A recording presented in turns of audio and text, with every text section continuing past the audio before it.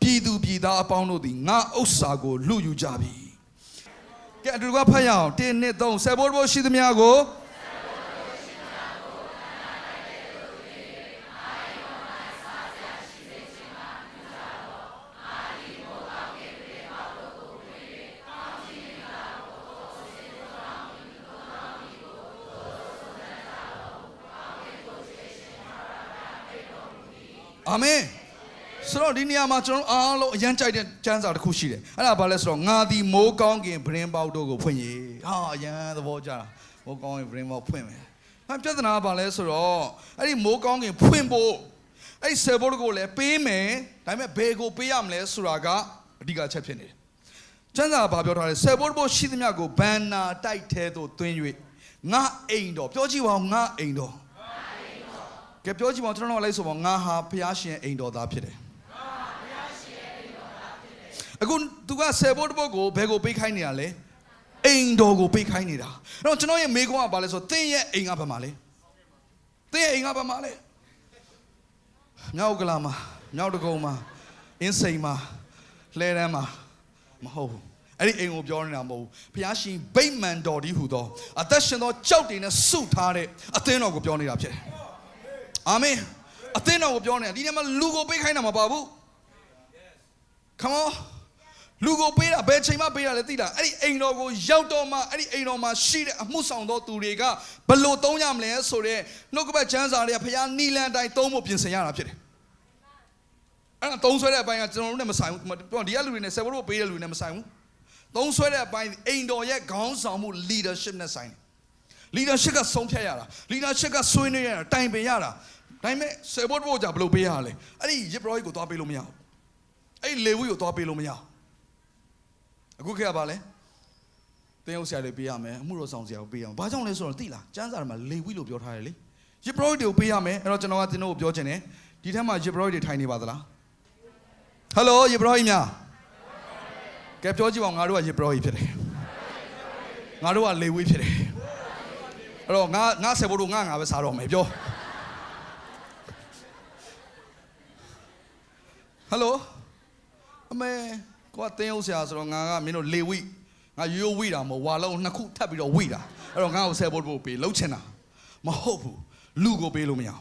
တခါတည်းအပြတ်ပြောလိုက်မယ်အိမ်တော်မှာစားစရာရှိဖို့ရန်လုံးကအိမ်တော်မှာအမှုဆောင်တော်သူများအဲ့ဒါကို leadership လို့ခေါ်တယ်ဘာ leadership လဲအသင်းတော်ရဲ့ခေါင်းဆောင်မှုဒါမှမဟုတ်ဘုရားသခင်အဲ့ဒါကြီးအားလုံးတဲ့ဘာကိုထားခဲ့လဲဆိုရင်အသင်းတော်မှာ leadership ကိုထားခဲ့တယ်ဘယ်လိုထားရလဲတမန်တော် prophet သင်းရုပ်ဆရာဆရာသာသနာပြုဆရာ၅မျိုးကိုခရစ်တော်ကခန့်အပ်ခဲ့တယ်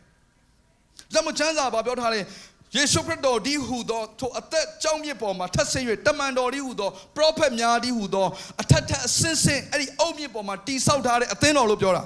ာတော့အသင်းတော်ဆိုတာခေါင်းဆောင်မှုရှိတယ် come on အသင်းတော်ဆိုတာ leadership ရှိတယ် hallelujah မှန်တယ်သင်တို့အားလုံးကလေဝိကျွန်တော်လည်းလေဝိသင်တို့အားလုံးယေဘရဟိကျွန်တော်လည်းယေဘရဟိပဲဒါပေမဲ့ကျွန်တော်ဒီအသင်းတော်တဲ့ဘုရားခန့်ထားသောခေါင်းဆောင်ဖြစ်တယ်ဒီမှာထိုင်နေသောသင်းအုပ်များနဲ့အမှုတော်ဆောင်များသည် leadership team ဖြစ်တယ်ကျွန်တော်တို့ဒီခေါင်းဆောင်များဖြစ်တယ်အဲ့တော့ကျွန်တော်တို့ဒီသင်တို့ထည့်လိုက်တဲ့ဆယ်ဘိုးတို့ငွေကိုဘုရားနီးလန်းဘာပြောထားလဲအဲ့ဆယ်ဘိုးတို့ပြည့်ညတ်ချက်ထဲမှာဘယ်လိုလုပ်ထားလဲဘုရားဘာကိုသုံးစေခြင်းလဲအားလုံးကခေါင်းညဆိုင်နာတော့ဆွေးနွေးပြီးတော့မှကဲငါတို့ဒီနေရာမှာတော့ဒါလေးသုံးအောင်ဒါအတွက်သုံးရအောင်ဆိုတော့ကျမ်းစာထဲမှာဆယ်ဘိုးတို့ကိုမသုံးရမယ့်နေရာတွေပြောထားတယ်သုံးရမယ့်အရာတွေပြောထားတယ်အဲ့တော့အဲ့ဒါတွေကိုသုံးနိုင်ဖို့ရင်ခွဲခန့်ရတာဘယ်သူကခွဲခန့်ရတာလဲအသင်းတော်မှာခန့်ထားတဲ့ခေါင်းဆောင်ကခွဲခန့်ရတာဖြစ်တယ်ခေါင်းဆောင်တွေပေါ့ခေါင်းဆောင်တယောက်တည်းမှာခေါင်းဆောင်တွေကခွဲခန့်ရတာငါတို့ဒီလောက်ဒီနေရာမှာသုံးကျင်တယ်ဒါကိုဒီနေရာမှာသုံးကျင်တယ်ကျမ်းစာထဲမှာတော့ဒီလိုပြောတယ်ဒီလိုသုံးရအောင်မိဘမဲ့တွေအတွက်ငါတို့သုံးဖို့လိုလာပြီနော်မုတ်ဆိုးမိုက်တွေငါတို့သုံးဖို့လိုလာပြီစသဖြင့်သူ့ရဲ့သုံးရမယ့်ဟာတွေရှိတယ်အမှုတော်ဆောင်တွေအတွက်သုံးဖို့လိုလာပြီဆိုတော့ဒီဟာကိုသုံးရတာဖြစ်တယ်အာမင်ကျွန်တော်တခုပြောပြမယ်လူကိုပေးတယ်ဒီနောက်နည်းနည်းတော့ tricky ရှိတယ်ဒါပေမဲ့နည်းနည်းလေးပြောပြခြင်းတယ်သင်ကကျွန်တော်ကိုဆိုပါစို့တယောက်ကဆယ်ဘိုးလို့လာပြီဒါဆရာကျမ်းစာထဲမှာပြောတယ်လေဝိကိုဆယ်ဘိုးလို့ပေးရမယ်ဆိုတော့တိတ်လဲရှင်းပြဖို့အချိန်မရတော့သူကပေးလိုက်တယ်ဆိုပါစို့တသိန်း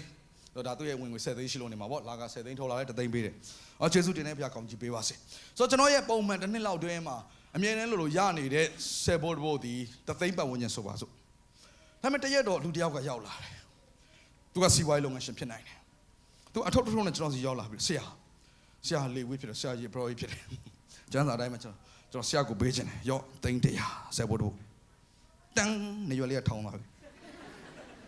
ဆယ်ဘိုးတဘိုးသိန်း100ငါလွန်ခဲ့တဲ့9နှစ်10နှစ်အမှုဆောင်လုပ်ခဲ့တာ ငါလက်ထဲကိုဆယ်ဘိုးပေးခဲ့လူအားလုံးကတသိန်းပတ်ဝင်ကြမဲ့ပေးခဲ့တယ်ဒီတယောက်ဆယ်ဘိုးကိုတခါတည်း100ပေးနိုင်လောက်တီလူကဘာလုပ်လဲအန်တနာလေးကလှဲ့သွားပြီဘုရားပဲမလှဲ့ဘူးနော်အဲ့စီးပွားရေးသမားပဲလှဲ့သွားတာငွေကိုကင်ထားတဲ့လူပဲလှဲ့သွားဘာဖြစ်လဲဒီနှလုံးသားစာယိုယွင်းလာပြီဟယ်လိုအဲ့တော့စဉ်းစားကြည့်အဲ့တယောက်ကနေမကောင်းလို့ဖုံးဆိုင်တခါတည်းနေချင်းညဟိုရောက်သွားမယ်ဆုတောင်းပေးဟာလေလုယာနေကောင်းလားအဆင်ပြေလားအလိုရရှင်ပြောနော်ဒါပေမဲ့ဟိုမှာသူ့ကိုတခါမှဆယ်ဘိုးမပေးနိုင်နဲ့စင်ရသားတယောက်ကဖုံးဆက်တယ်ဆရာလာပြီးတော့နော်ဆုတောင်းပေးပါဟာဆရာမအားသေးဘူး Come on အဲ့လိုမျိုးငွေကြေးအပြင်ကြာဆုံးတော့အမှုတော်ဆောင်တွေအများကြီးရှိတယ်။ဒါကြောင့်မို့ဒီနေ့ငွေကြေးနဲ့ပတ်သက်ပြီးတော့အိမ်တော်ကိုအချင်းဟာကျွန်တော်တို့အားလုံးအမှုတော်ဆောင်တွေအားလုံးအတွက်အင်ပဒန်မှ quick နော် safety ပေါ့ပြောမလို့အပြင်မှာ safe ဖြစ်တဲ့ကိစ္စတစ်ခုဖြစ်တယ်။ဒါကြောင့်မို့ကျေးဇူးပြုကျွန်တော်တို့လည်းကိုညီကြပါ။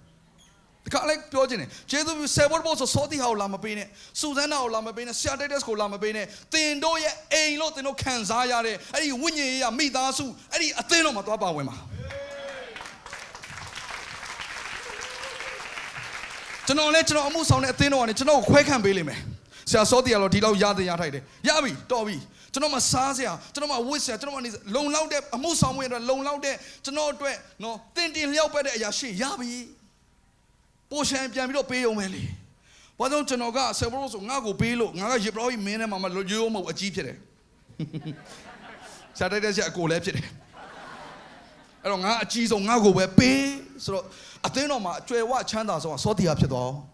ဟယ်လိုအဲ့တော့စောတီယာထောင်လောက်လာဩတကယ်ပြောတာဘာရှိတယ်သူမှငွေရှိသွားပြီလေထောင်လောက်လာပြီပေါ့သူကကျွေးမယ်သူကပေးမယ်ဆိုသူ့နာမှာလူတွေဝိုင်းနေမှာပေါ့ခမောအဲ့တော့ကျွန်တော်ရဲ့ empire ကိုကျွန်တော်တိဆောက်လို့ရသွားပြီဘာအားဖြင့်လဲဆယ်ဘိုးတို့အားဖြင့်ဖျားရှင်သူ့ရဲ့နိုင်ငံတော်ကိုတည်ထောင်စေချင်တာကျွန်တော်အားဖြင့်နိုင်ငံတော်ဆိုတာကဆရာလောက်ရတာမဟုတ်နိုင်ငံတော်ဆိုတာကအစေခံရတာ serve လောက်ရတာကျွန်တော်တို့ဒီမှာထိုင်တော့အမှုတော်ဆောင်များသည်အသင်းသူအသင်းသားများဘုရားသခင်ရဲ့နိုင်ငံတော်တည်ဆောက်ပြန်လုံးကအလုပ်ကျွေးပြရတော်သူတွေဖြစ်တယ်ထောင်လုံးလို့မရဘူး Come on သဘောပေါက်လားမသိဘူးအဲ့ဘာမှမဟုတ်တဲ့အဲ့ဆယ်ဘိုးတဘိုးကိုဆရာကိုသွားပြီးတော့ပေးတာလေးကနေစပြီးတော့အမှုတော်ဆောင်ဆရာတွေရဲ့ဘဝအသက်တာမှာတော်တော်ရုပ်ဆောင်သက်နောက်ဆက်ရှင်ခံရပြီးတော့နောက်ဆုံးအဲ့ငွေကြေးကြောင့်လဲသွားတဲ့အမှုတော်ဆောင်တွေအများကြီးရှိတယ်တခုလှုပ်ချင်သူတို့အဘဲကိုအရင်ဖုံးဆက်လဲအဲ့ဒီသူ့ရဲ့စီဝိုင်းသမားကိုသူအရင်ဖုံးဆက်တယ်အင်္ဂလိပ်လှုပ်ချင်လို့30လောက်လှူပါဦးခရီးဆက်သွားကြရှိလို့10သိန်းလောက်လှူနိုင်မလားပါဝင်တော့ဘုရားရှင်နိုင်ငံတော်ဒါအခွင့်အရေးဖြစ်တယ်သူမျိုးစုံပြောကောင်းပြောနိုင်လိမ့်မယ်အဲ့ဆရာတွေရဲ့နေရာမှာဝင်ခံစားကြည့်ကျွန်တော်မခံစားနိုင်ဘူးအဲ့လိုပြောသူတို့လုံနေမိုင်းလို့ပြောတာမဟုတ်အဲ့ထက်ကိုရောက်တော့ဖို့ရင်အကြောင်းတခါတည်းမှာယုံကြည်သူတွေဆယ်ဘိုးတို့သွားပေးတာဆယ်ဘိုးတို့ပေးတာမမှန်အောင်လဲတင်းအောင်ဆရာတွေတေချာတုံတင်ပေးထားခြင်းမရှိပြန်ဘူးအမှန်အောင်လဲတုံတင်ပေးထားခြင်းမရှိဘူးဆိုတော့ဘာဖြစ်လဲလူတွေကငွေကြေးကိုဘယ်လိုသွားမှမသိတော့အဲ့တော့လူတွေကိုပေးကနေပြီးတော့ယိုယွင်းမှုအသင်းတော်တွေမှာပြုတ်ကွဲမှုနော်ဒါကတော့ငါလူဒါဒီတယောက်ကငါနော်ဒီတယောက်ကပို့ပြီးတော့ချမ်းသာတယ်ဒါကတော့ငါ follower လုပ်ထားတာဒီတယောက်ကငါနဲ့အရင်စားသိတာဟို तू ကငါ့အမှုဆောင်လဲငါထောက်ပံ့တယ်လူမင်းကဘာကြောင့်ခိုးတာလဲဟမ်တို့တခိုးလာပြီတို့တခိုးအရာစားတာဘာကြောင့်ဒီတယောက်ကအရန်တန်ဖိုးရှိတာဟိုသူ့အတွက်သူကချမ်းသာတော်သူဖြစ်တယ်သူက influence ဖြစ်တော်သူဖြစ်တယ်အဲ့တော့သူ့ရဲ့အမှုဆောင်လုပ်ငန်းတွေအသင်းတော်တွေအရန်တန်ဖိုးရှိနေတဲ့ခါကျတော့ဒီတယောက်ကအခြားဆရာတယောက်အခြားအသင်းတော်တယောက်ကိုထောက်ပံ့နေတဲ့ခါမှာအထဲမှာမခံစားနိုင်ဘူးဟယ်လိုစောတီဟာပိုင်တာတယောက်မှမရှိဘူး Come on ကိုတော့မပိုင်ဘူးအာမင်ဖခင်အခွင့်ပေးထားလို့ဒီနေရာမှာအလုပ်ကျွေးပြုနေရတာဟာလေလုယာဒါကြောင့်မို့ဒီမှာရှိတော်ညီကောင်မတို့များဆယ်ဘိုးတို့လူကိုလုံးဝမပေးပါနဲ့စောစောကနှုတ်ဘက်ကျမ်းစာကိုကြိုက်ပြီးတော့ငါလေဝိငါယေဘရဟိဘယ်သူမှမပေးတော့ငါပဲစားမယ်ဆိုရင်လေပွဲရသိမ်းနေပြီနော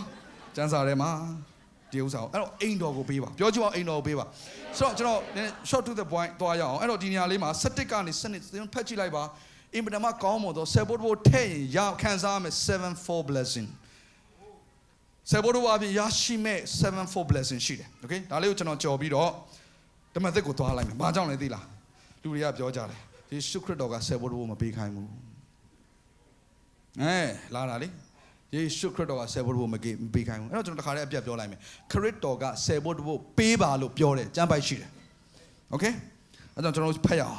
လုကာခန်းကြီး7ငယ်40နှစ်လုကာ7:40နှစ်ကဲပြီးကနေပါနော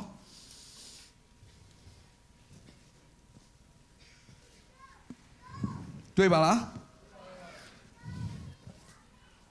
ကဲလုကာ7:40နှစ်မှာအတူတူဖတ်ရအောင်ဖာရိရှဲတို့ သင်တို့သည်အမင်္ဂလာရှိကြ၏အကြောင်းမူကားပင်စိမ့်ရွက်လှူရွက်မျိုးမှဆ၍မြက်ပင်အမျိုးမျိုးကိုဆယ်ဘိုးတဘိုးလှူကြသည်တွင်တရားသဖြင့်စီရင်ခြင်းဘုရားသခင်ကိုချစ်ခြင်းအမှုကိုကလှည့်၍ထားကြ၏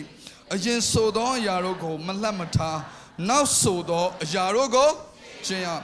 ဆိုအင်္ဂလိပ်လိုလေးဖတ်ချင်တယ်ဘာကြောင့်လဲဆိုတော့ဒီထဲမှာမြက်ပင်ကိုဆယ်ဘိုးတဘိုးပေးတယ်ဆိုတော့တော်တော်ဆိုးတဲ့လူတွေစဉ်းစားမှာကျွန်တော်တို့ကမြက်ဆိုရင်နွားစားတဲ့မြက်လောက်ပဲစဉ်းစားတာမဟုတ်ဘူးသူကဆေးပင်တွေကိုပြောတာဖြစ်တယ်ဆိုတော့အင်္ဂလိပ်လိုဖတ်ကြည့်အောင်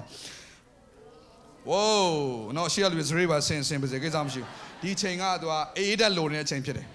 ဆိုတော့ပြောတာပြော Oh to you Pharisees because you give God a tenth of your mint